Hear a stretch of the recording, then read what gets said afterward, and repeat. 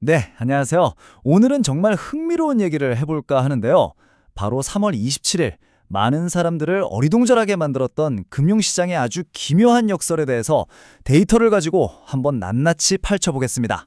자, 시작하기 전에요. 늘 그렇듯이 한 가지 먼저 짚고 넘어가겠습니다. 오늘 이 분석은 여러분의 투자 판단에 도움을 드리기 위한 참고 자료일 뿐이고요. 모든 투자의 최종 책임은 투자자 본인에게 있다는 점 꼭 기억해 주시기 바랍니다. 자, 그럼 바로 본론으로 들어가 보죠. 상식적으로 한번 생각해 보세요. 전쟁의 위험이 커지면 당연히 방위산업 주식, 즉 방산주가 올라야 맞잖아요. 그런데 3월 27일 시장은 완전히 정반대로 움직였습니다. 도대체 왜 방산주가 오히려 하락했을까요? 이게 바로 오늘 우리가 풀어야 할 아주 기묘한 수수께끼입니다. 이 수수께끼를 풀려면요. 먼저 그날 시장에서 벌어진 팽팽한 줄다리기를 봐야 합니다. 바로 에너지 섹터와 방산 섹터, 이 둘 사이의 극명한 대립말이죠. 자, 이 화면을 한번 보세요. 이게 모든 걸 말해주고 있죠? 3월 27일에 에너지 관련 주식들은 전쟁 우려 때문에 공급이 불안해질 거라는 생각에 그야말로 역대 최고가 수준까지 치솟았습니다. 그런데 진짜 이상한 건 똑같은 이유로 함께 올라야 할 방산주는 보시는 것처럼 역설적으로 하락했다는 겁니다. 대체 시장은 왜 이렇게 비상식적인 판단을 내렸을까요? 역시 해답은 데이터에 있었습니다. 겉보기엔 완전 뒤죽박죽인 것 같은데 데이터를 깊숙이 들여다보니까 아주 뚜렷한 세 가지 신호가 딱 잡히더라고요. 시장의 속마음을 읽을 수 있는 단서들이었죠. 자, 지금부터 그 신호들을 하나씩 따라가 보겠습니다. 첫 번째 신호는 에너지주가 왜 그렇게 폭등했는지를 설명해 줍니다. 바로 이 호텔링 이론이라는 건데요. 1931년에 나온 오래된 이론이긴 한데 지금 상황에 딱 들어맞아요. 쉽게 말해서 석유처럼 언젠가는 고갈될 자원은 가만히 둬도 가격이 오를 수밖에 없다는 거예요. 그런데 여기에 전쟁 같은 지정학적 리스크가 탁 터지면 그 상승세에 기름을 붓는 격이 되는 거죠. 말로만 하는 게 아니라 데이터가 이걸 똑똑히 보여주고 있습니다. 보세요.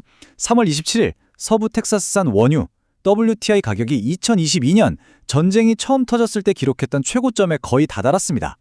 이건 시장이 전쟁이 얼마나 길어질까 하는 먼 미래보다 당장 석유 공급이 끊길 수 있다는 눈앞의 공포에 훨씬 더 크게 반응하고 있다는 명백한 증거입니다. 좋습니다. 에너지주는 이해가 됐어요. 그럼 방산주는 대체 왜 떨어진 걸까요? 여기서 두 번째 신호, 바로 행동경제학에서 말하는 처분 효과가 등장합니다. 이게 뭐냐면 되게 간단해요. 사람 심리가 그렇잖아요. 나중에 더 크게 오를 수 있어도 일단 내 계좌에 빨간불이 들어와 있으면 그냥 빨리 팔아서 수익을 확정하고 싶어지는 거. 일단 먹고 보자 이거죠. 바로 이 일단 먹고 보자 심리가 방산주에 그대로 터진 겁니다. 어디선가 휴전할 수도 있다는 소문이 슬쩍 들려오니까 그동안 방산주로 꽤 쏠쏠하게 수익을 냈던 투자자들이 지금이 기회다. 일단 팔아서 수익 챙기자 하면서 매물을 막 쏟아낸 거죠. 아직 전쟁이 한창이라는 현실보다 내 수익이 날아갈 수도 있다는 불안감이 훨씬 더 컸던 겁니다. 자, 마지막 세 번째 신호입니다. 그럼 기술주 같은 성장주들은 왜 맥을 못 쳤을까요? 이건 약간 연쇄 반응 같은 건데요. 유가가 급등하니까 당연히 물가가 오를 거라는 인플레이션 걱정이 커지죠. 그럼 중앙은행은 뭘 할까요? 그렇죠. 금리를 올릴 겁니다. 근데 금리가 높아지면 미래에 벌어들일 돈의 현재 가치가 깎이게 돼요. 특히 우리는 미래에 엄청나게 성장할 거예요 라고 외치는 기술주들한테는 이게 아주 치명적인 거죠. 그래서 주가가 직접적으로 타격을 받은 겁니다. 그런데 말이죠. 이 모든 혼란 속에서 정말 재밌는 일이 벌어집니다. 판을 완전히 흔드는 예상치 못한 플레이어가 등장하거든요.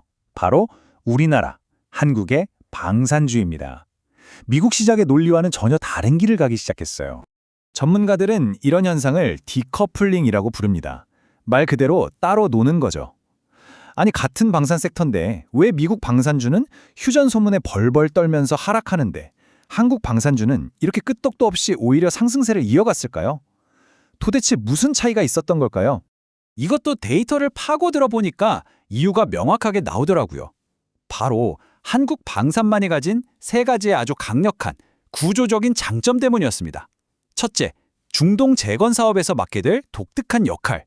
둘째, 누구도 따라올 수 없는 압도적인 가격 경쟁력.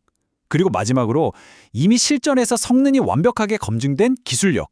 이건 단기적인 호재가 아니라 한국 방산의 근본적인 체력이 다르다는 걸 의미합니다. 특히 여러분, 이 숫자를 한번 보세요. 40에서 50%. 이게 대체 무슨 숫자일까요? 이게 바로 미국산 무기 대비 한국 무기 체계가 갖는 가격 경쟁력입니다. 와, 이건 그냥 좀 싸네하는 수준이 아니에요. 글로벌 무기 시장의 판도를 그냥 뒤집어 버릴 수 있는 말 그대로 게임 체인저 수준의 격차인 거죠. 자, 지금까지 데이터로 시장의 속사정을 낱낱이 파헤쳐 봤습니다. 그럼 가장 중요한 거, 그래서 우리는 이제 뭘 해야 할까요? 분석에서 끝이면 안 되죠. 바로 구체적인 실행 계획으로 넘어가 보겠습니다. 시장의 다음 수를 읽으려면 지금 당장 이 세 가지는 정말 눈에 불을 켜고 지켜봐야 합니다.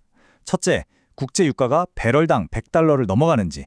둘째, 미국과 이란의 핵 협상에 어떤 변화가 생기는지. 그리고 가장 중요한 외국인 투자자들이 한국 방산주를 계속 사들이고 있는지. 이 세 가지가 앞으로 우리 포트폴리오의 운명을 가를 핵심 변수가 될 겁니다. 자, 이제 거의 다 왔습니다.